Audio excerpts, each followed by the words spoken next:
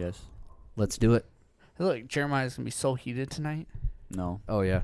I'm more. My heated part is already done. For Okay. You're cooling down. Is it time for a word? This is time for a coffee break. Oh, there we go.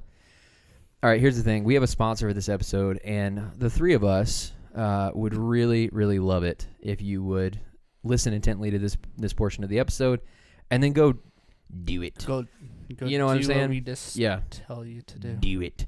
Anyways, so our sponsor for this episode is Wesley Andrews, and for those of you that don't know, they are an award-winning coffee shop roaster in the Minneapolis area. If you live in Minneapolis or St. Paul, you have probably heard about them before, especially if you enjoy coffee to any degree. But if not, just take my word for it and Drew's word for it. He has a pretty special connection to them, potentially by working there. Just a little bit. The beans, the quality, everything is worth what you're paying for. We've been talking about this in the last quite a few weeks, and I've been drinking their coffee. I got some beans, but then this last weekend started a subscription myself. I'm super pumped. I know that it will not be a waste of my money. So the cool thing is, mentioning the subscription, is that you can have the coffee delivered straight to your door. So for those of you who are in states that have done shelter-in-place orders, or you're just quarantining during the COVID pandemic, you can have coffee delivered to your door that you can brew at home that is the same quality as you would get, if not better than most places, honestly. So, well, right now, most places that you do go that are third wave that is really good should be closed. Yeah, at least they're inside shops. Yeah, so this is a huge advantage for you to get high quality coffee without having to take the risk of being infected. So I think you should just go out and do it. Just sign up for. I'm sorry, y'all. Sign up for a subscription. Go to wesleyandrews.cc and start a subscription using the code Empire Radio. No space, capital E, capital R. That is Empire Radio, capital E, capital R, with no space in between. And get 50% off your first purchase of your subscription. I did it, and it works. Yeah, you did it. Then I looked at the receipt, and I was like, oh, this is Andrews. Yep. So then I roasted him, a couple good batches of coffee. Yeah. And I got my sticker. We've been talking about the stickers every time, that if you use this code, you'll get a free Mandalorian podcast sticker. And I received my sticker tonight. Yes. In person. He got it. So you should do it. Stickered. Yep. You need to do it. So just do it. You won't regret it. Like Andrew said, make sure you go to wesleyandrews.cc. Go sign up for the subscription today, and you can get that either weekly, bi-weekly, or monthly basis. And Andrew, you did bi-weekly. I did bi-weekly. That's a lot of coffee. Yeah. But it's good. I mean, I'm also gearing up to just start making a pour over like a French press every day. Yeah. So who knows when you'll get called to stay home. Exactly. So I'm trying to kind of hunker down. Some people are buying toilet paper in bulk. I'm buying coffee. To each his own. But you should probably buy toilet paper after you have coffee. That's fair. And on that note, we're going to segue to part 2 in a series that we started last week. Yes. And what we're doing, for those of you that have not yet caught up, we are taking each of the trilogies by themselves. So we're going to talk about the movies, rank them based on our favorites. And then at the end of all this, we are going to be ranking all of the movies in one massive kind of shootout. So this week, we did the prequels last week. And this week's the original trilogy, the OG Star Wars experience. 4, 5, and 6. Yep. So we're going to rank the movies. We're going to go, I think we'll follow the same format that we did last week, where we'll briefly tell our order. Yeah, our order. And then we'll just kind of start with, number 3? Each of our number 3s. Mm-hmm. And then work our way back up to 1. Is and that then what we did last week? No, last week we started with our favorite. Yeah. Oh. And then work our way down. Yeah. Okay, so we'll start with our favorite. We'll work our way to number 3. And then what we're going to do is we're going to rate the trilogy as a trilogy at the end. We're going to give it our lightsaber rating out of 10. Yes. So stay tuned. This is going to be fun. This is going to be a juicy, long episode for you guys. Yeah, this is where the fun begins. We're already 25 minutes into the episode. We haven't even started the episode. This might actually end up being an hour and a half. Who knows? Yes. Anyways. It should be because, well, you'll figure it out. Yeah. All right. Who went first? Jeremiah, go ahead. Yeah, Jeremiah, start us off. So this one isn't as clear cut and easy of a decision as last week's episode, because I already know what my bottom one is, but but the other two, I go back and forth. Okay. And so that's fair. My decision for this order tonight is based off my last viewing of the original trilogy, which was back in like December, just before episode 9 came out. I binged all the movies. And so like you should have. Amen. So this is based off of that viewing, and next time I watch the trilogy again, I could change it again. So who knows? Okay. So he's not committed to this. I'm not committed. Tell me more. So top number 6. Can we guess? No, I just said it. Oh. Yeah, he said number 6. Return of the Jedi, then Empire Strikes Back. Yeah. And then A New Hope. What's so funny? You'll know in a second. Why? Because the same as last week's order? No. Oh, I didn't even I went 3, 2, 1 last week. And this is 6, 5, 4. Yes, you did. So it's kind of weird because, or actually, go order. I was my order. Go into it? 6, 5, 4. All right, Drew. 4, 5, 6. 4 is your favorite? 4 is my favorite. Oh, thank God we're gonna have some diversity because mine's 6, 5, 4. Mine's 6. the same. Mine's the same as Jeremiah. Oh. Yeah. So I had a hard time with this one. So 4. Oh my. 4 is definitely my least favorite. Oh my. Oh yeah. Which is not okay. Which is not for these Lord. 3. Which is not saying much because I love these movies more than any other Star Wars movies. But we'll get into that later when we rank them. But the problem is, I thought you were gonna match me 100%. No. I'm so disappointed in you. As a movie, if I was grading it based on a movie as a whole, 5 would be my top. As a package, development, just plot, I mean everything, 5 would be the top. But for nostalgic reasons and personal feeling reasons, 6 is my top. So the reason why I did 4, 5, and 6 is 4. I'm not going to say why I picked 4 as my top, but I think 5, like you said, is. I remember watching 6 as the first movie I ever watched. Sure. I don't think it was, but that's the one I remember. But I think 5 is such around just a solid movie. Yeah. Now, a lot of people who like 8 say that there was just as much fan tear apart between, like, 8 and 5 are very similar in the fan. When it first came out, a lot of people hated 5.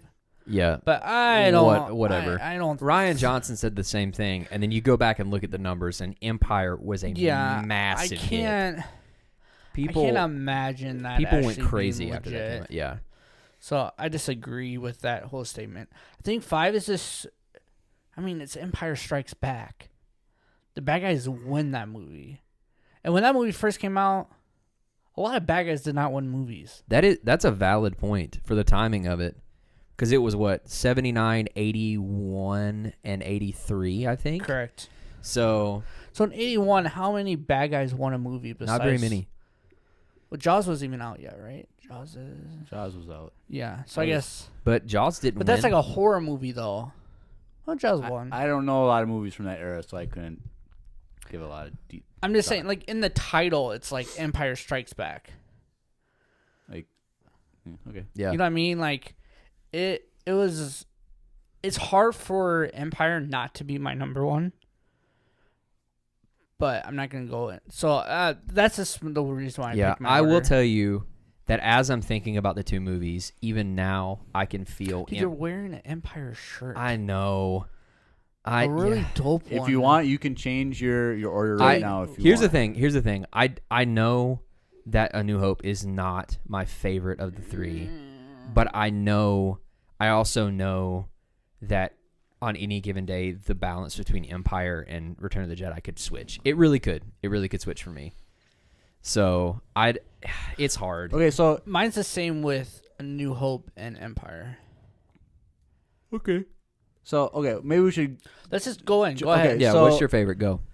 So Return of the Jedi is my favorite. But the reason it's my favorite now is, in comparing it to Empire, I don't have as high of a view of the writing of that movie, because I remember the last time I watched it back in like December, I just felt Empire was a very choppy, clunky movie. I just when I was watching, I'm like, it's very choppy. What? Yeah, and I'm confused about it too. And there's wait. Okay. And so then when I watch Return of the Jedi, it's a more smooth flowing movie in my opinion. And because it's more smooth flowing, that had to do a lot more with why I liked it more. Okay. Also, I think that the acting in Return of the Jedi is better than in the previous two movies, especially from Luke. Well, okay. Mark Hamill is not known for good acting. Just putting out. Well, he's good at voice acting, but he is not known for good acting. Right.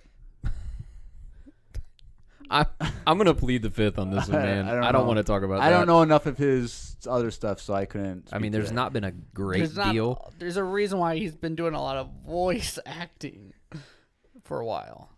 Well, he's the best Joker, in my opinion, of all time. I'm not saying he's not a voice bad wise. He's Voice not wise, like the worst actor of all time. Like he's good. And I feel like in A New Hope, he's better than any of the other movies. I think Jedi, I think that's probably one of his worst performances. Really? I think so, because I think he plays a better, like, lost character than, like, when he went into Jabba's palace, he seemed like he got it all together, but I didn't really feel like he did. Oh, I disagree. That's why I think he was a better actor, because he seemed more like a mature actor, and he was pulling off a more mature Luke. In the previous two movies, Luke is just a whiny brat. Both two movies. I don't think he's as much whiny in Empire, but I do agree that his most whiny thing in the whole entire trilogy is when he's on Dagobah and he can't lift up the X-wing, and it's impossible, and he pounces off and he sits down and puts his head down. Like, that was the most whiny, bratty teenage acting I've ever seen in my entire life. You think that's more whiny and bratty than I want to go to Toshi's station and pick up some power? That was just a quick, like... No. Because it was so exaggerated. I'm sorry, Palpatine came out for a second. It was so... No, I get it. But, so when he did that pouting on Dagobah, I guess and I he could see that. sits down and crosses his leg and puts his head down. Dude, that was definitely a high school. I would have done the acting. Same thing. I would have pouted. Yeah. You can be I get what you're saying. It was like a high school theater acting, like exaggerated, like moping. And it was also a different time in theater and cinema, though. Well, right. That's one reason why I'm not a fan of old movies, because I just don't like the acting, because it doesn't seem real. But. Yeah, I mean, so that's why episode 6, you just think it's like a better. It's more of a developed movie, yes, like plot and like what Star Wars is by the time they got to 6. Yeah, it's a much more smooth movie. And really, the only complaint about Return of the Jedi is just the corny Ewoks killing stormtroopers. Like, I love that. You can like think about it, like exaggerate, like how it could have been, kind of like the remake of Obi-Wan versus Vader from Episode 4. Like, you can picture that way in your head, like how the Ewoks are just like destroying. But if you really think about it, it's like literally what we see is kind of like there's no way throwing a little rock at a stormtrooper is going to kill him, type of thing. So it takes no you. one said they died. They just said they got knocked out. Yeah, they had all their helmets at the end, and they were definitely eating the stormtroopers at the end of that movie. Definitely eating them. Eating them. Well, Rex in Rebels does say that the armor isn't as good as the clone trooper armor. I'm just going to leave that there. That's canon. When him and Kanan are going on the mission together. Yeah. Anyways, I'm just going to leave that there. I don't contest that at all. All right. My turn? But we'll see if there's anything else I could say about. I think that the speeder race, like chase through the woods, I think that's one of the best action scenes in the original trilogy. Yeah. I think it's very well done. So, why do you guys like that, but not like in episode 2, in the last episode, that beginning chase scene? I said it was. Whoa, you said you guys. I haven't even spoken yet. No, I'm. Okay, I guess you haven't said that you like that. But I'm just saying, it's clear that in Star Wars, a car racing scene is pretty much a thing. I was saying the environment was it was just a weird environment. Yeah, did you guys know? Do you know how they filmed that and comped it together? Which one? The indoor speeder bike scene? No. They filmed the whole course of them going through the redwood forest and sped it up. They filmed it on steady cams and sped it up like 200 or 300 times the speed. And that's why if you look at it technically, the speeder bikes look way too small. But of course, it's indoor, like it's an alien planet. But like if you really look, and it doesn't ruin the scene at all. But if you really look at it, like the trees are just giant. It's slightly, at least for watching a movie with the eye of someone in 2020, you can kind of see it looks a little out of place. But like the fact that they were able to do that in '83, brilliant stuff. And then they filmed, Luke and Leia and the Scout Troopers on like a green screen, and then you got the parts, like there's a part where the tip or the nose of the speeder bike, like it explodes, quote explodes, and then the tip like falls into the ground. They literally just threw that, so it's like they did such a good job of mixing the practical with what would be early green screen technology. It's dope. So no, nothing about Jabba's palace that's getting your feels. Well, I mean, I think their plan is kind of weird.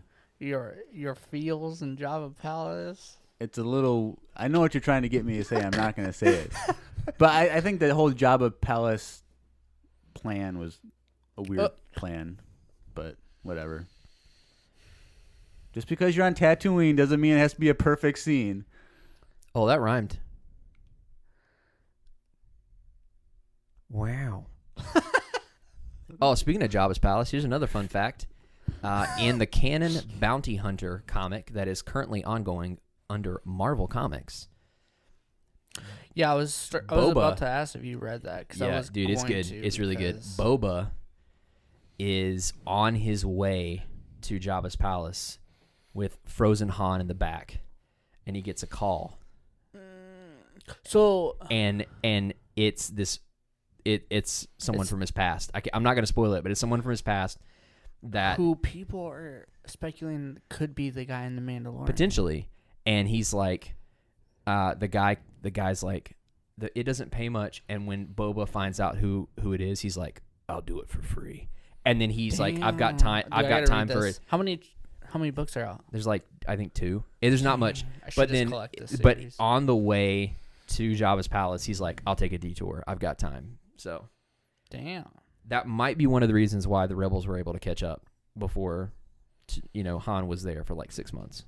But anyways, Drew. No, you go because you guys had the same. So I feel like I'm changing mine. Oh, yeah. I gave you that option like 20 minutes ago. I know. Now that you spoiled everything, I would like to officially change my answer to 5. So 5, 6, 4. 5, 6, 4. Okay, so then I'll go then. I was gonna say you can just go. It is funny because there's a part of me that wants to go 5, 4, 6. But I'm telling you, I have such a hard time with this trilogy, y'all. I do not because I love them so sometimes equally. Swatch with me, but 5 is this so good. But 4, I just love all of these so closely that I can't. Anyways. Me too.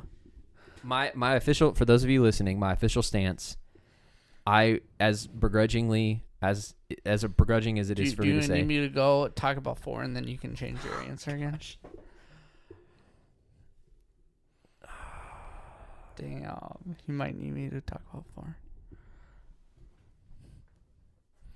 I'll stay on 5, 6, 4 for now. But it could change by the end of next the week. Who knows what it'll be? Okay, so 4, without 4, we will not be here today. Okay. As a podcast, yes. Okay, yes, sure. We would. Yes, 4 is what Star Wars is. In my opinion, like I said, without 4, there'd be no Star Wars. Now, Rogue One makes 4 even a better movie. Yes. I would agree with that. So, because of that, that's another reason why I love 4 so much. Just the beginning sequence of them getting sucked in and Vader raiding them is just such an iconic scene. Oh yeah. That to like people that don't know Star Wars, they still know Vader's helmet and possibly that scene of the stormtroopers shooting and breaking down that wall, because that's like probably one of the first scenes that they've seen of Star Wars. Yeah. And then finding Luke on Tatooine is just so good. And okay, the cantina scene is probably some of the best in all of film history. What are you smoking over Dude, there? the cantina, there was like nothing that was just so iconic than the cantina scene. Okay. I can get behind that. Just saying. I'm not agreeing fully, but I could argue that myself if I wanted to. Now, in my version of episode 4, Han shot first. Well, because he did. Exactly. Originally. I also think that, I don't know. I just think 4 is just such. When I think of Star Wars, I think of episode 4. Yeah. The whole scene of them getting Princess Leia out of the Star Destroyer too. That scene of them getting her out of jail, essentially. You mean the Death Star? Oh yeah, it was the Death Star. Yeah, they were on the Death Star the whole time. Bad. The Death Star, breaking her out, them swinging, like that was that scene doesn't make any sense. They would probably fall to their death because that rope would not be able to hold 2 people. This is a highly advanced technological. Did you know that they did that? They were probably about 20 feet up. Yeah, They did that and didn't know they were doing it. Oh, really? Yeah, and they did it and they caught it for the film. Oh, that's sweet. Because I know that Mythbusters they try to do it, and there were other safety precautions, but they weren't. It wasn't stunt people. But then again, it could be like pieces of Beskar shredded into a rope. Oh, that's true. Like we never know what the material is. Yep. But anyways, and then you get Ewoks for the first time. You mean Jawas? Sorry, Jawas. Like, oh my lord! Say there were not Ewoks in A New Hope. Yeah, Jawas. It's a new fan theory. and you get Sand People. You just get so much of like the base of Star Wars because it was the base that you can like those aliens are so spread out in other films by George Lucas, not by the new ones. Right. But I just feel like when I think of Star Wars, I think of A New Hope. Yeah. And what that movie brought to the world at its time too, like that technology was so much more groundbreaking that if you view it as someone from 2020 and don't think about what it actually did to cinema history, then it's probably not the best movie. But if you really look at it as what A New Hope was at that time, it's just a really good movie at the time and one of the best movies at this time. Yeah. So I just love A New Hope. I love, and it just feels old, but it doesn't get as old as some other movies. Oh yeah. Like I feel like what you mentioned last week. I don't know if that was on air or off, but you were mentioning that Avatar got old. Was that you or you? One of you guys said that. Avatar. Yeah, the blue people. Wait, what? No, that still holds up. Really? Dude, I watched that last month and it looked phenomenal. Okay. No, I will tell you, Jurassic Park, which was made in what, the 93? Yeah. 10 years later, Jurassic Park, I think has aged worse than A New Hope has for me. I can agree with that. I still love a Jurassic Park. Oh, they're phenomenal. But yeah, that toilet scene, dude, is probably one of the best scenes of all time. Poor guy. But anyways. I feel like, no, because Avatar, like, it looks good, but some of the creatures don't look as good anymore. What? I still like think those they dogs look so fake to me sometimes. What? Well, maybe I had this conversation with someone else. Probably someone else. I don't remember this at all. But I don't know. I just feel like for its time, for like a 78? 79.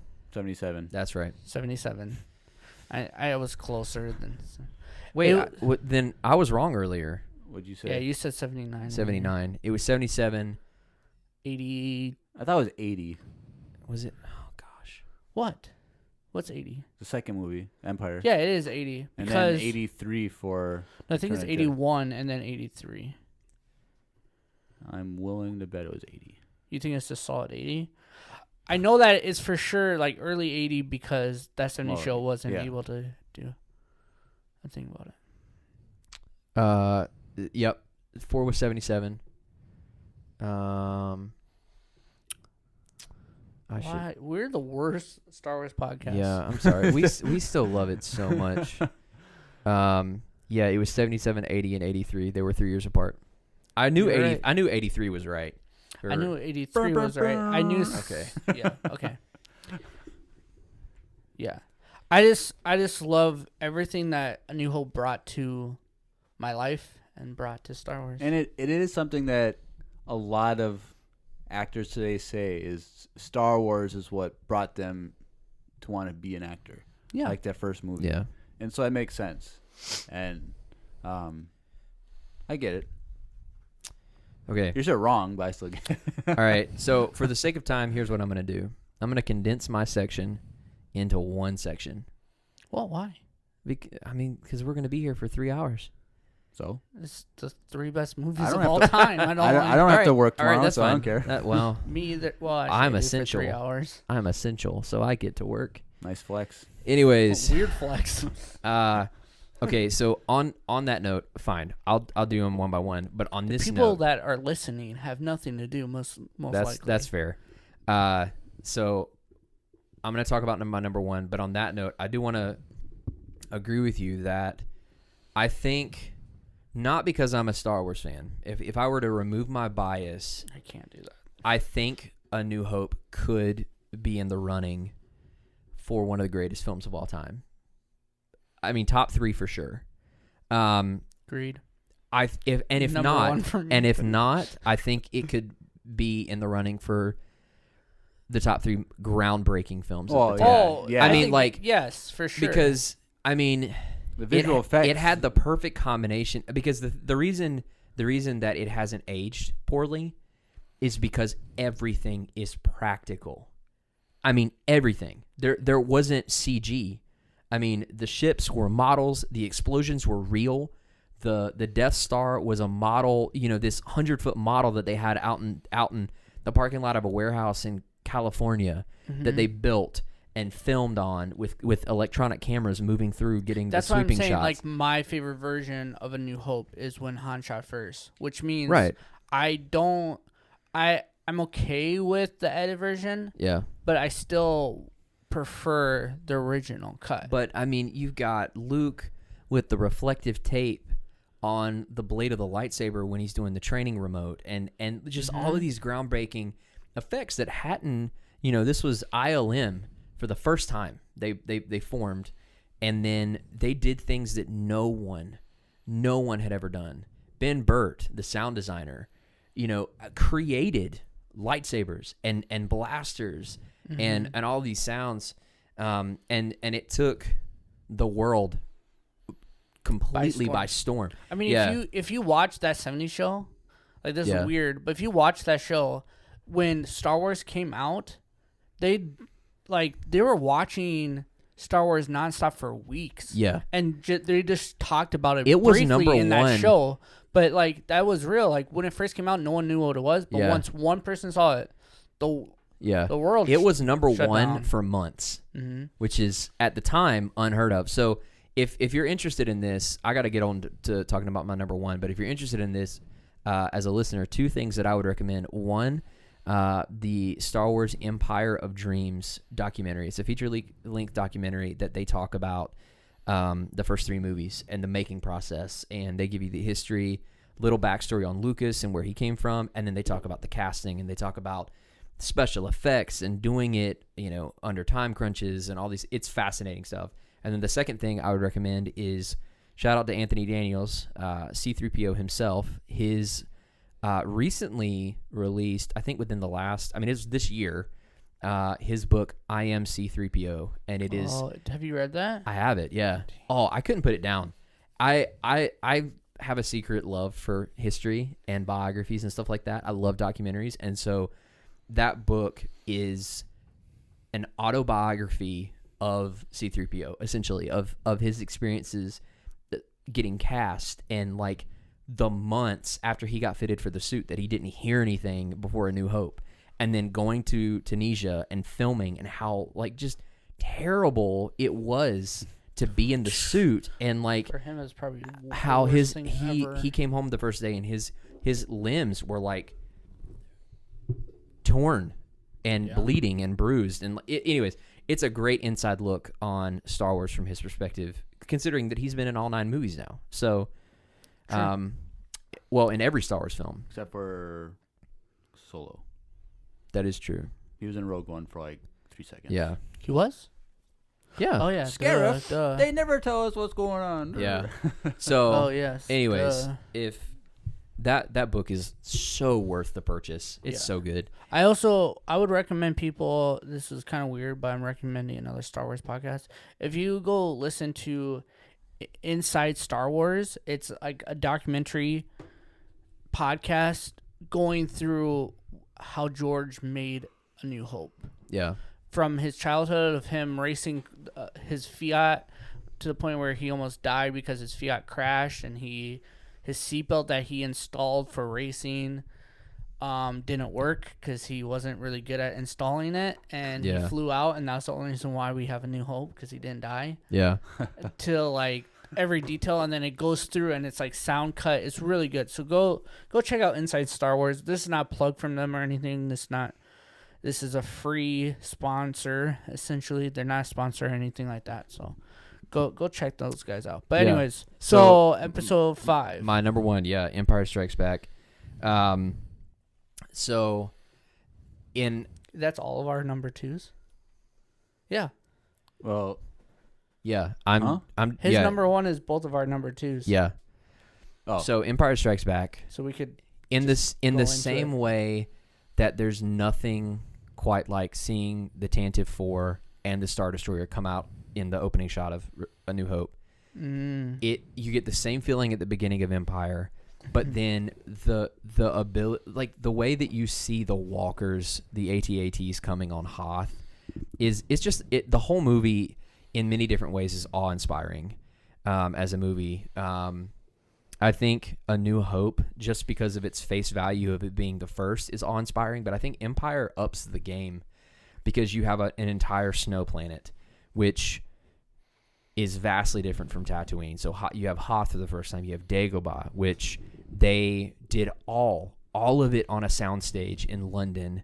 They talk about, Anthony Daniels talks about this in the book, and how they had a stage that was 4 feet off the ground so that Frank Oz could go underneath the stage and puppet Yoda the whole time, and how like Luke had to act and he couldn't hear Frank underneath the soundstage doing the lines of dialogue, which they later redubbed and all these things. Anyways, I love the Hoth battle scene. It's pretty underrated because it's so fast in the beginning. Yeah, but it holds up. Like I went back and rewatched Empire last month, and I remember thinking, for 1980, this looks really good. You know, because again, practical effects. The snow speeders were models. The AT-ATs were done with stop motion. So it was a real, and you can kind of see it. The movement's a little glitchy, whatever. It still looks phenomenal because it's not CG. It's a model. It's a physical thing. I love the character development for Luke. I love that we see him make what many would say is the wrong decision. He leaves his training. You know, some might say it's the right decision. You go help your friends, but you know, Obi-Wan and Yoda are both like, don't do it. And if you're not, if you go, we can't help you. You've got to face this alone. And which it ends up becoming kind of his version of the Jedi trials. But he goes, I mean, Cloud City is beautiful. The architecture, the sound, the soundtrack for it, and the motifs, and then the the color scheme. I mean, that it's just a gorgeous shot altogether. But then, like Drew said, the Empire wins, and I think that's what makes this movie great, is that it leaves you on a cliffhanger. I mean, not to mention for 3 years. For 3 years, and not to mention the fact that you have the reveal of Vader as Luke's father, and which is like the biggest which is why a lot of people didn't like it. Right. I think that is what makes it so incredible, because now it's not a good guy and a bad guy fighting each other. Now you have the added depth of a father and a son fighting each other. And the son always kind of wishing he knew more about his father and looking up to his father because he was a Jedi and he fought in the Clone Wars and he was this great warrior. And to find out that he's the very thing that is the very tyranny in the galaxy is incredibly complex as a plot move. But he gets beaten. And the interesting thing, he loses his arm. The interesting thing, there's a new Star Wars comic, canon, that Marvel just started. So they did Star Wars, the same name, last year, and it was between A New Hope and Empire. This time, Star Wars, same name, Star Wars 2020, is between Empire and Return of the Jedi. And it picks up, like, literally, Luke's in the Falcon flying away from Cloud City. Without an arm. And he gets back, and he's like, see, the way Rogue One added depth to A New Hope for you, this comic has added a lot of depth to Empire for me, because he flies away. He's forgotten what Ben and Yoda said. And he's like, why weren't you there? The Force has forsaken me. I got my butt handed to me. And he's super angry. And there's like a scene where he gets angry and enraged. And like he's standing by a glass window and he cracks the glass and almost shatters it in space because he's so angry. And he thinks the Force has left him. He's like Jeremiah said, crybaby. Yeah. But he's going through like developing as a character. Anyways, like I said before, I'll wrap up, but like I said before, I think Empire as a full movie experience from start to finish is very strong. I think there's a lot of plot development. I think there's a lot of character development. Not to mention there's a ton of action, including a ton. It starts off in action. Yeah, I mean, not to mention the first like really active lightsaber duel you see, and then the first time you see a Force user use the Force to like throw objects around and stuff. So, yeah. Anyways, Jeremiah, number 2, go. So Empire number 2, and like I said, like the big determining factor was I just felt that it was clunky the last time I watched it, and I've seen it a million times before, but the last time I watched it, for some reason, it just felt that way for me. And I'm sure next time I watch it, I won't feel it, but because it's just the way the original trilogy goes for me. It's not. It always changes back and forth for me. I think the Luke stuff is the strongest part. I think the weakest part is when Han and Leia and Chewie are kind of stranded in space trying to escape the Empire. You think that's the weakest part? It's the weakest part. What? I'm not saying it's weak. I'm just saying it's they're just running. They're just running the whole time, and I don't know. It didn't push the plot. It didn't add to the plot until they get to the asteroid field, and they're inside of a monster's mouth. It's so cool. And one of the asteroids was a potato. Come on. The practical effects in that scene alone was incredible. Well, yeah, for that time. But I'm saying plot-wise, sure, it wasn't a lot of plot. It's just them running. Okay. So, this is going to be a bad comparison. Don't do it. But them kind of running for half the movie was kind of like Episode 8 when they're running for half the movie and just doing nothing. No, not even close. Not the same scale. I'm saying it does the same word. It's not a lot of adding to the plot. It's just them waiting. There's just a lot of waiting. I'm not saying it's the same. I'm saying it has the same idea that it's not adding a lot to the plot. It's just something that's filler of time. Okay, so I get that, but I disagree because it adds so much to Star Wars plot between Han Solo and Leia. Okay, their relationship development through this running time is probably very key, and we needed that. That is true. And this is when we got this built up the scene where I love you, I know. Right. Oh, and that was extremely iconic. And when he was molesting her in the closet with all the cords, I mean, come on. That is not a good thing to say. Okay, I'm just kidding. But she liked it. I don't know. But what Andrew was saying about how he loved Episode 5, I agree with it. It's not something I did, but like I said, or going along with what I said, most of what he said was stuff that had Luke was in it, and he didn't mention Han and Leia at all. And so that goes to show that at the top of his mind, Han and Leia are not the focal point of the movie. Well, no, because Luke, it's a sky. I understand it's a Skywalker saga. I'm saying that proves that they were a side plot apart from the main plot of Luke. And they're spending a lot of time going back and forth between Han and Leia and going to Dagobah with Luke, and it keeps going back and forth. Maybe that's why I felt it was clunky, because you had a strong arc with Luke in that movie, and then it's being contrasted with a weaker aspect of Han and Leia that's not as strong. It's going back and forth something great to something that was weak, in my opinion. And so that's where the disconnect was for me, at least the last time I saw it. And I'm sure if I watched it again this week, I'd say, well, maybe it was not as bad as I thought it was. But yeah, number 2 for me is the same, Empire. I kind of I can see what you're talking about. For me, that honestly, this is gonna probably hurt a lot of people's feelings. For me, that brought I kind of agree with you what you're saying, Jeremiah, except the opposite.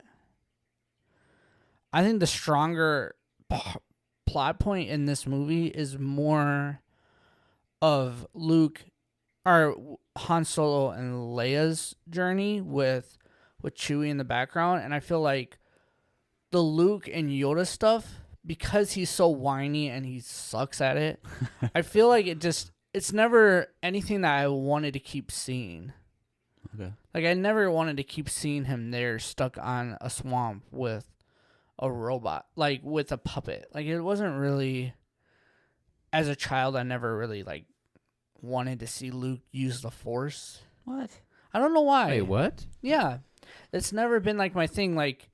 I wanted to know what was going to happen with the crew more than just what was going to happen with just Luke. Oh, I see. Makes sense. So then you like the end of the movie, the last half hour, because they're back together again. Correct. And I feel with all these movies, they always split up.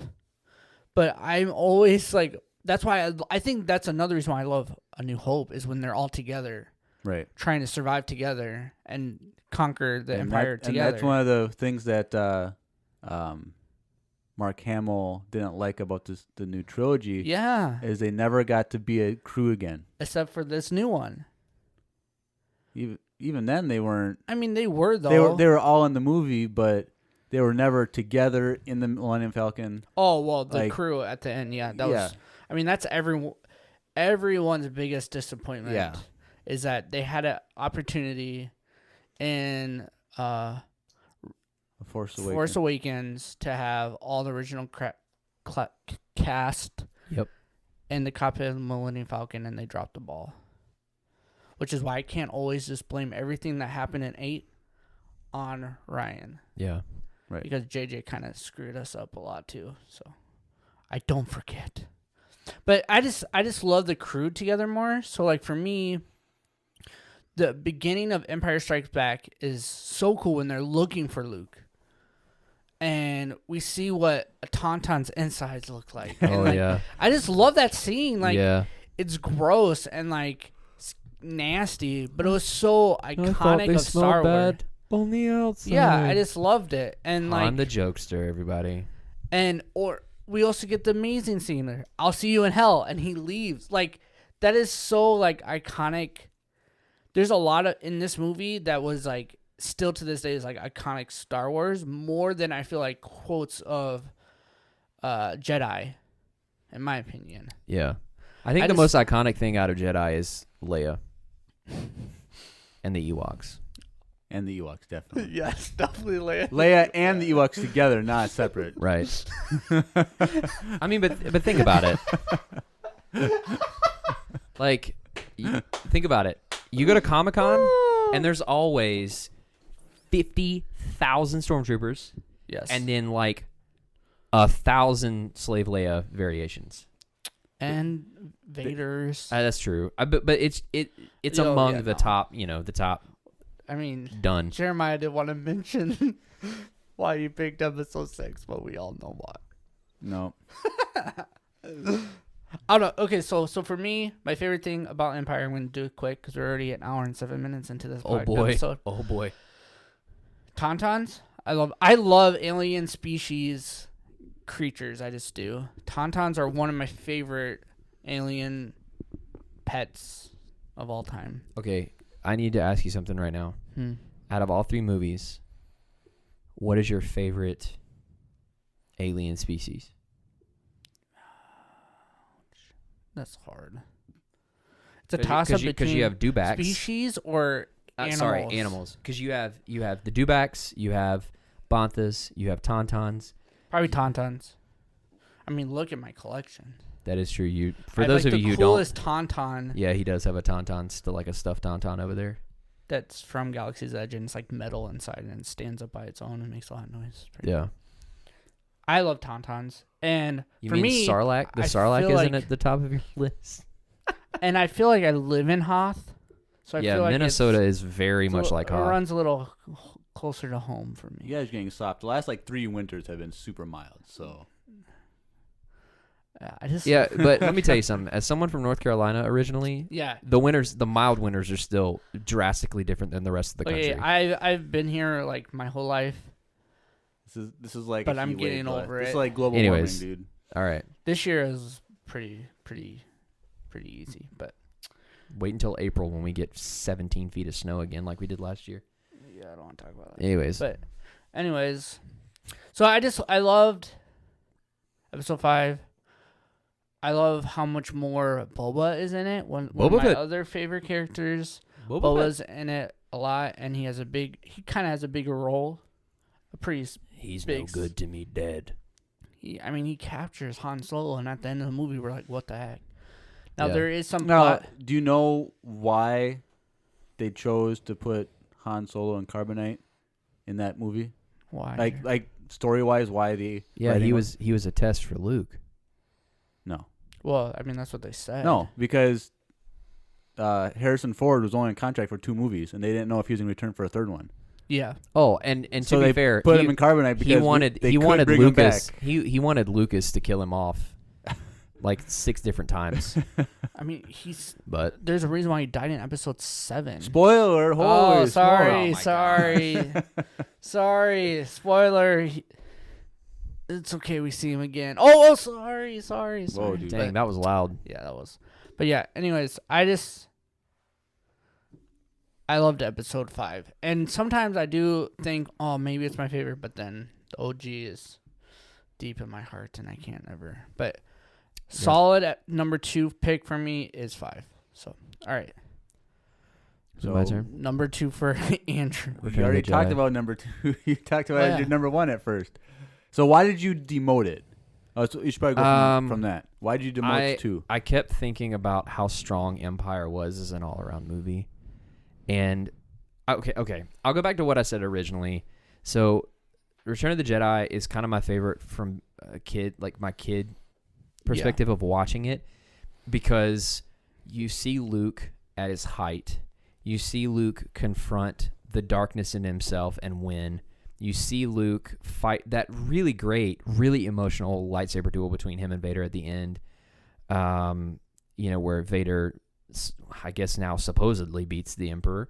But yeah, I mean, as a kid, I remember watching that and the whole movie, because like Luke comes on the scene in Jabba's palace and then like he's just BA. Like, he's super commanding, and you're like, oh, wow, a lot has happened between the whiny kid who got his arm cut off at the end of 5 and now. And then, he gets trapped. He beats the Rancor. You think he's going to die at the Sarlacc pit. He does the lightsaber thing, which I mentioned in a previous podcast episode of Empire Radio, that I reenacted that scene with the stupid diving board at the community pool when I was a kid. Yes, you did. So, and he just starts slicing people up on the skiffs by Jabba's sail barge, and then, he returns to finish his training. He comes true with his word, and then he goes into this final battle and is a leader. He kind of steps up and then, ends up sacrificing him. Well, what he thinks is sacrificing himself and giving himself up. So the character of Luke, I really liked as a younger kid because I was just like, oh, okay, he's arrived. He's here. He's BA. He's super powerful. And his green lightsaber was, for the longest time, like, I want to argue through the prequels when they were in theaters, it was still my favorite lightsaber, his green saber from Return of the Jedi. Yeah. I really wish we would have got him building that. Right. Which you probably get that in that comic book. Maybe. I mean, well, there's a scene of him doing that. Him building that lightsaber. There is? Y'all didn't know about that? There's a deleted scene. Deleted scene. No. Yeah. Oh, I was like, what are you... No. Sorry. There's a deleted scene of him building it on Tatooine. I haven't so seen that. As a kid, I think Return of the Jedi, because of Luke's character, made a bigger impact on me. But then as an adult, I'm coming back and I'm looking at it, and I think Empire was just an all-around, like a stronger, more heavy-hitting movie from start to finish than Return of the Jedi was. I don't know. That's kind of why it's my number 2. So speaking of his lightsaber in Return of the Jedi, have you seen the editing error with his lightsaber during that final battle with Vader? So there's a deleted scene where Vader gets his Luke's saber in his hand. Mm-hmm. And when you watch it, there's a scene in the movie where he has Luke's saber in his hand while he's walking looking for Luke in the dark. So is this an editing error? Oh, I didn't know that. Yeah. I never noticed that. So Vader's holding Luke's lightsaber. They never fixed that? No, they must not have realized it because it's not. I mean, but think about it with visual effects. Like, you can edit stuff out now. Yeah, and you'll never notice it. Yeah. No, I'm saying they didn't do it when they redid them, added stuff. Oh, I don't know. But I will tell you. Still in there. So Empire is my number 1 because I think it's a stronger movie as an adult. But then Return of the Jedi, I kind of hit on it, but it just had, I guess, a bigger impact on me as a kid. Really specifically because of Luke. And again, going back to one of the earlier episodes when we did our characters, that's one of the reasons why I loved Expanded Universe Luke, because the Return of the Jedi was like the beginning of that mature Jedi Master Luke. And then he just kept going. And so I loved him as a character because in Return of the Jedi, he faces this dark part of himself and of morality, and he wins, and he comes out on top. And I was just like, oh, that's super cool that he did that. And he saves his father. He helps return balance to the Force. So as a kid, all of that to say, I think there was just a lot that was really cool to see, and there was a lot that was really awe-inspiring. I mean, the whole indoor thing, as cheesy as it was, the Ewok fight was cool. There's the scene. Okay, to this day, the scene where the two Ewoks are running and the laser from the AT-ST hits the ground and one of them dies, and then the other one. No, okay, y'all. Yeah, that I Jeremiah, you have talked about scenes that have brought tears to your eyes before. I'm not a crier. There are no other scenes in Star Wars to this day, except for that one, that makes me feel to the point where I could cry. But that scene is hard. That, oh my gosh! No, as a child, like when I was watching the movies, my mom always fast forward through that scene because she couldn't handle it, but she said it was like too violent for us to handle. But then when I got to a little bit old enough and he started crying for his friend, oh my gosh, who's like a teddy bear, I definitely cried when I was younger. Yeah, I get that. I'm still not prepared for that scene. I understand why scene. people hate them, but I like people like there's people that like grew up with these movies when they came out, right? Like our parents.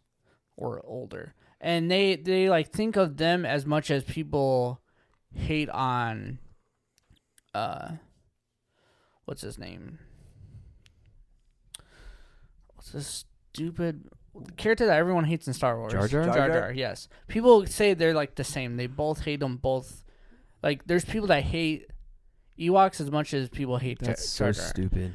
And I think it's stupid because we grew up with like they were like little cool miniature Wookiees essentially, like they're just like super. So for us, we don't hate them. Like I understand why people do, but I just think they're just so like we felt for them that their planet was getting invaded. They were helpless. Yeah, they couldn't do anything about it, and then they stood up against them and they threw rocks at them and killed them, and they also put two giant trees together and make them crush one of the chicken walkers. Like it was. No. Also, I understand that those of you some of it's not real that haven't read the IMC3PO book, they took a weekend off and went boating on a lake and went fishing and stuff. Mm-hmm. And Harrison Ford somehow got a hold of a speedboat and was just like dusting people the whole day and just riding around super fast and like. They were just having fun. While they were filming the indoor scene. I was like, what does this have to do with Ewoks? Oh, I'm sorry. Yeah, they were in California, and they went to a lake near the Redwood Forest, and that's fair. Yeah. But anyway, a little thing about Ewoks. In Star Wars Battlefront 2, one of the game modes is Ewok Hunt.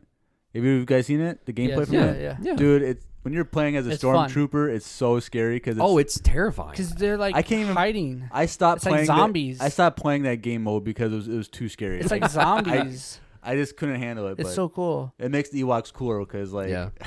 So that's my number 2. Yeah. All right, so we're on number 3, our least favorite. Yeah. So okay, I want to make a disclaimer. None of these are my least favorite. Yeah, well, we can't do that. That's we're supposed to. I know. All right. Calm down. Go. All right. So yours is the reason number 4. A New Hope is my. Yours is 4 too. I don't like it, but yeah. So you guys can go like at the same time. Okay. So it's 6. It's only for one simple reason why it's my bottom one. Yeah. The first half of that movie is trash. Oh. Whoa! It's no. It's no, so trash. There's nothing trash about any of these. No. It's so boring. No. The live action Super Mario Brothers movie, trash. The live action Avatar movie, yes. Like the Airbender movie, trash. That is these are not the Star Wars holiday special.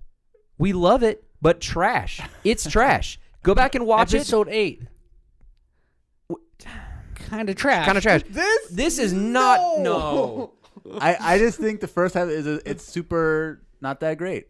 Like Luke's life that it's portraying. He didn't have a good life. Nothing happened. Oh my god. But I just the whole scene with the Star aggressive. Destroyer. We just lost so many listeners. Man. Burnt. Okay.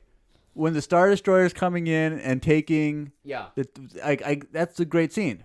But when they start firefighting in that hallway, and C-3PO and R2-D2 stroll across the gunfire. Like, that's so stupid. What? Why? How is that not the corniest thing? Like, Who cares? The I stormtroopers care. aren't aiming at the droids. I know, and but also, it's they're like just- the worst shots in the world. Okay, but it's still corny that there's this big firefight and it's Oh just my gosh. these little fun-looking droids. They start strolling across like with no urgency because they can't move that fast. Like, No, It's not their there fault. was a lot of urgency in C-3PO. He just couldn't move fast. That's the most he can ever move. Oh, I don't know. man. I just remember watching this last time I watched it. It was just like this first half is just not that event. I guess it's not. Okay, where does it start picking up for Where you? do you get off?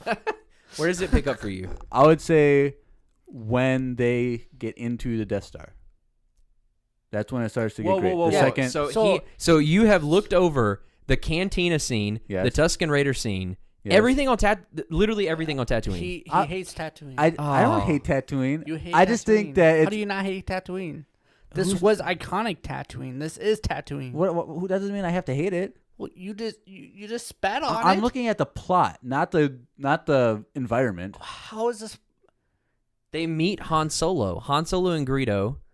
Yeah, The whole thing. Oh, I don't understand. plot wise, He cuts a guy's arm off with a blade for the first time ever, and he there was bleeds. yeah, and Because every the other blade had dust on it and was a little. and every other time someone gets hit by a lightsaber, there's no blood except for Maul. But,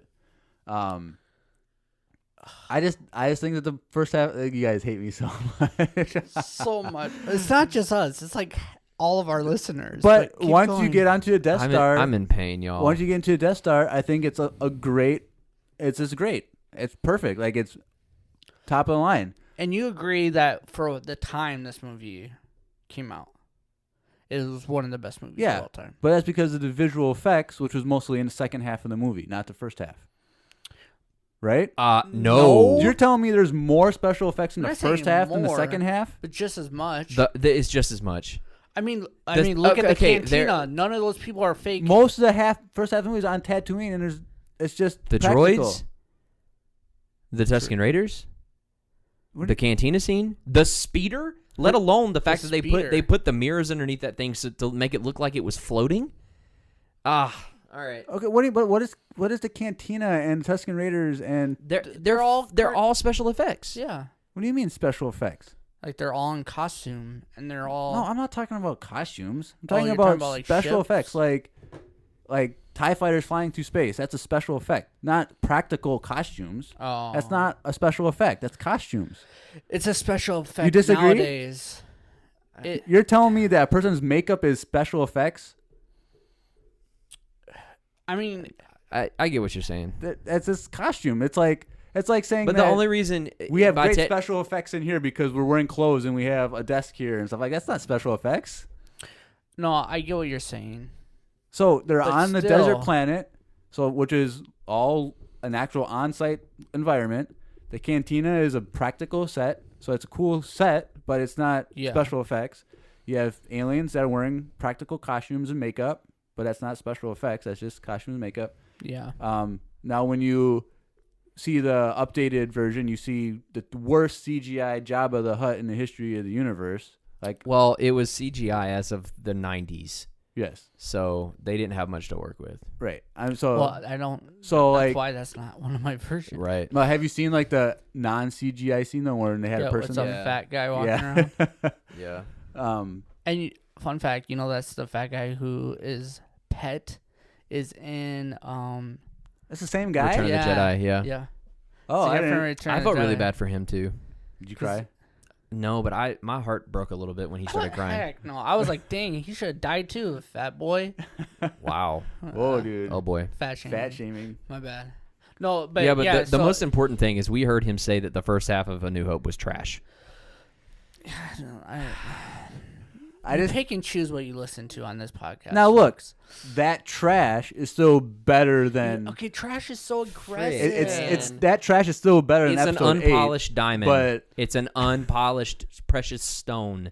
So- Doesn't shine so- as bright. So Are you unpolished saying- precious stones have no value. So don't use that comparison. Okay. Are you saying that episode 1 to you is still better than episode 4? Don't. We we can't. For the love of God. We're not ranking this, so don't ignore that whole question. I will not answer that question until we do our movie ranking. Then you'll see where everything lays out. Anyways, but you like the last half of the movie. The last half of that movie is great. That last half is up there with one of the best of all Star Wars. Sure. I can't believe you're this dude. Y'all caught up on the word trash. Like, because that's so aggressive. That was more hyperbolic just to like get a reaction from trash is what you throw away and you don't think twice about. You cannot throw away the first half of that movie. Hey, how I throw away garbage is way different than most people. I'm very methodical in how I do my trash. He's still wearing shirts from like 10 years ago. So more than 10. Just this shirt's probably 10 years old. I have shirts I wear that like from high school still. So. All right. He treats his trash pretty nicely. Okay. Yeah, A New Hope is my number 3. I love it because you only have 3 to pick on. Yeah, I love it dearly. I don't agree that the first half of that movie is trash. I do agree that it can be slow at times, like especially if you're a kid. You're like, what is going on? But as an adult, I look back at that and I'm like, oh, this is just character development. It needed to be here. Mm-hmm. You know, like. I don't know. Dang. You ruined your number 3 for me. I want to. There's a part of me that wants to put that higher than Return of the Jedi now, just as a Feel free revolt. to do that because it's still my number 1. Yeah. Oh man, I really don't. I mean, it's my number 3, but only because it. What does it lack in compare to the other two? Literally the emotional reaction as a kid. Reaction? I mean, like, there's nothing wrong for me with A New Hope. Correct. Like, I love A New Hope dearly. I love everything that it established. I love all of the effects that... I mean, ILM, which is a company that has been on any major movie, blockbuster movie, that has great special effects, you name it, except for, like, maybe the Lord of the Rings trilogy. You can... And I don't know that for sure, but I know Weta Digital was really involved with the Lord of the Rings. Yeah, but like ILM has been all over the Marvel. I mean, they're incredible, and they're the way that they are because they started with A New Hope. So it's just there. Honestly, I think if I had to choose, my like custom ranking would be Empire, and then like A New Hope. But it's not even a full tick down. It's like a quarter of a tick lower than Empire, and then Return is just below that. Like, they could all technically be on the same level, but there's slight variation. I know this sounds really complicated. Did you just change your answer? I don't know. To A New Hope. I have a hard time because this trilogy, Jeremiah called it trash. This trilogy has a special place in my heart. No, this is the best. Okay. How do you get to trash, man? It was hyperbolic language. It's not okay. It's not trash. I'm just saying. Thank you. That's all we've been waiting I for wanted. the whole time. I'm just saying to say it's not trash. When you're comparing the first half to the second half, the second half is way. Because it's got more action. Yeah. It's like life. Some days are just boring, man. Honestly, especially when nowadays when everyone's in when you're on quarantine. Tatooine.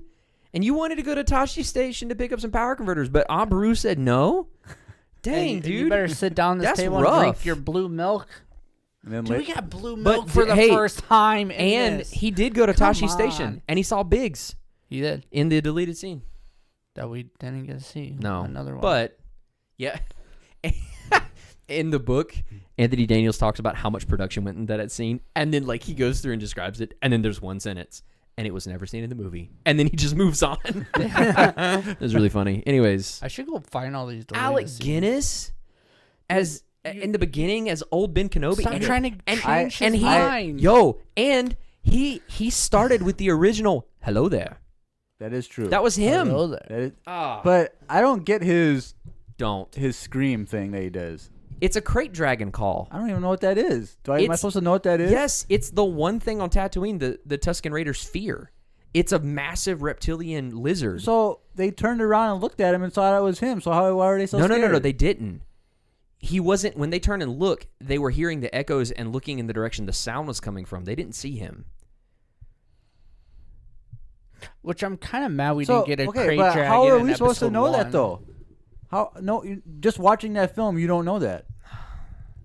Well, whatever. And how does he know the how can he do a perfect sound of that lizard like an animal? Like he's been on. And what? First of all, he knows the Force, and two, he's been on Tatooine for years. I didn't know the Force could make you a vocal Bro, he can do whatever artist. he wants. What about the what is his the hammerhead? No. What About the hammerhead deal? The hammerhead species. They have, you know what I'm talking about? The ones with the two eyes. They have the long. I don't even know what they're called. I know what you're talking about. They have really powerful vocal cords, and they use the Force to emit sound waves that blow people back. And Obi-Wan has that ability? No, whatever. It doesn't matter. Okay, my number 3. Oh, yeah. Hey, welcome back. Return of the Jedi. Yeah. It's only my number 3 because we have 3 to pick out of. Yeah. Everything about that movie is these. Whoa. What? Were you about to say stupid? What? No. Oh, I heard. I was gonna say amazing. Oh. Now he's on edge because I used the word trash. Dude, my heart is. I'm three, defensive right now. These 3 movies are my favorite movies of all time. That's fair. Like 1, 2, 3. Like. So now we know what your top 3. Sure, So, that's fine. I just ruined. No, I. It's probably really easy to figure out, but yeah. I mean, I'm an OG diehard Star Wars fan, so Yeah. if I didn't pick these 3, and if you heard everything I've talked about in like this year of doing Star Wars podcasts, you would know that these would be my top 3. I love everything you guys talked about. Ewoks, love them. Ships, love them. I don't know everything about. I love Jabba's palace. One of my favorites, like, sequences of all. You guys didn't really touch on, but I love like the design of it.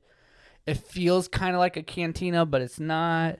Like, I just love all, like, you get so much creature development in just one room. I enjoy that. That is true. Yeah. It's not because of Leia's naked body. Not that. I'm just saying, like, I love that you can see so many creatures, so many aliens in one room. Yeah. That's why I love the cantina scene, because there was just so much going on that as a viewer, you're like, when you first watched it, you're like, what was that? Was that a skull, man? So, like, that's a heavy hitter scene. So did you have that same reaction on Canto Bite in episode 8 when they're in the casino? No, I don't want to get into that. We'll talk about that next week. I'm not going to get into I don't want to talk about Canto Bite at all. Next week's episode, you guys, is going to be a doozy. But anyways, yeah, I loved how in episode 5 they didn't like Lando, and in episode 6 Lando was one of the main keys why Han Solo didn't die. Which, by the way, that Star Wars comic that I mentioned earlier has the beginnings of that relationship change in it, which is really cool. That's cool. Because you don't really get that. You just all of a sudden right after Luke goes to the medical frigate, they go back to Cloud City to try to find Luke's lightsaber. Ooh. Yeah, and that's pretty cool. He goes back to save Lobot. But that's But what's her name already got his lightsaber from the trash? No, people found it in the trash. Yeah. One of the Ugnaught. You just read the comic. Go read the comic. Go support Marvel Comics. Yes. Not that they really need the money, but not that they're a sponsor, but if you want to. Yeah, Marvel, if you want to sponsor us, if you're listening right now. Star Wars, Lucasfilm. Jeremiah will Hasbro, never say that Star Wars series. is trash ever again. If you Star Wars, the Black Series. Yes. Hook us up with a Revan lightsaber.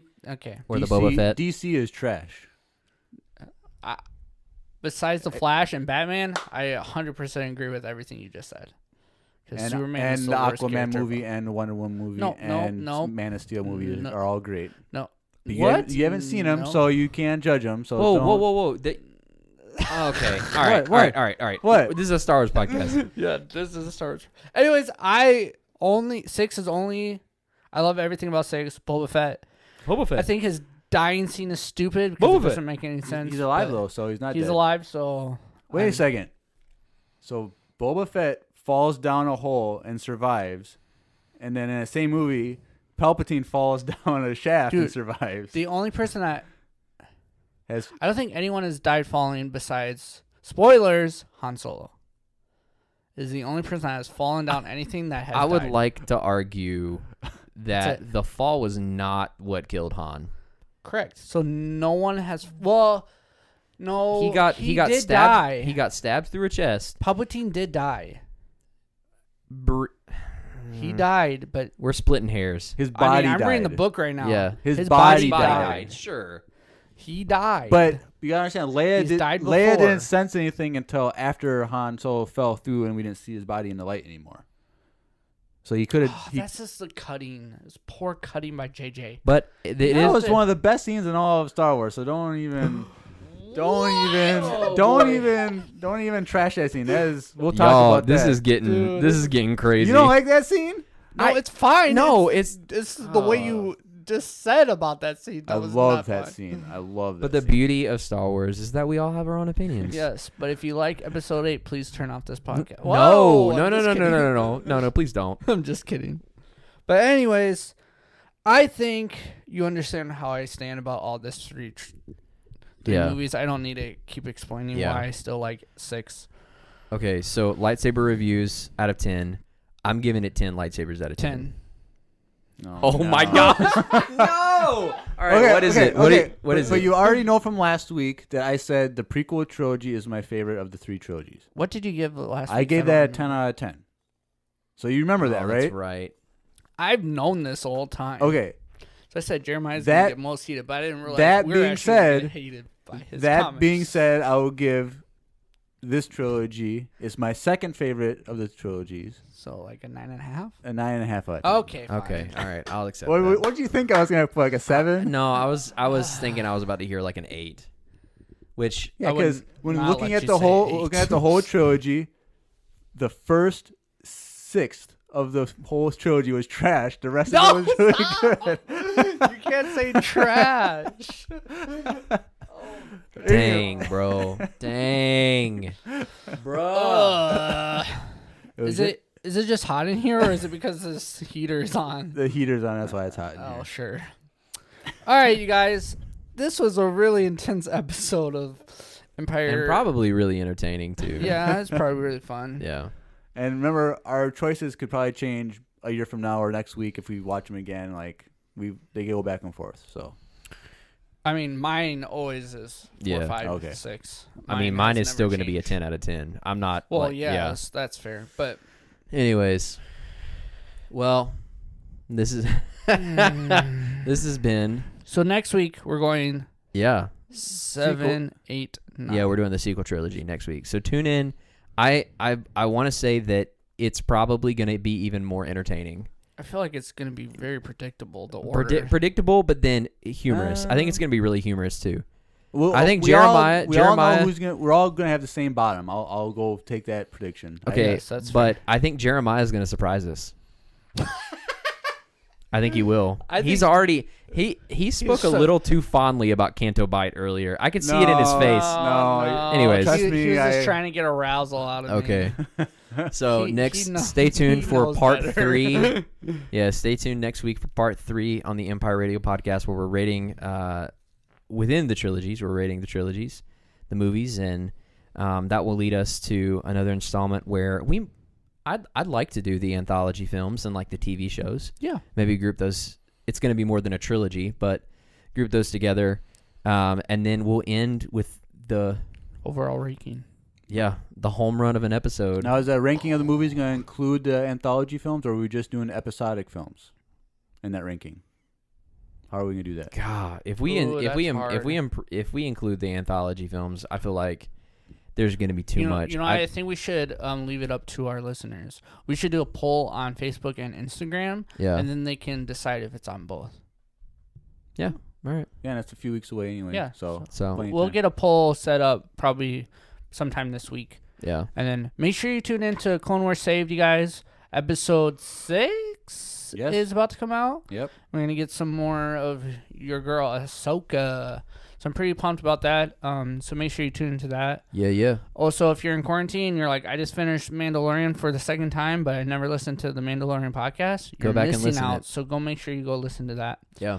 Also, like we said in the beginning of this episode, we are not going anywhere. Even if we're quarantined, we're not going anywhere. So we are going to come at you every week, every Tuesday and Saturday. So make sure you tune in for those as well. Right. Yeah, don't go anywhere, please. Don't. And nothing is trash. Nothing is trash. And I want to make a T-shirt. And we have a lot of trash. content. So if you get if you not get bored, if you get finished, you go through one of them. Just start with the other podcast. It's the same personality. Well, I wasn't there for most of the Mandalorian, but it's great. It's great stuff. So, anyways, well, like we said, this has been the Empire Radio Podcast. I'm Andrew. I'm Jeremiah. I'm Drew. And may the Force be with you always.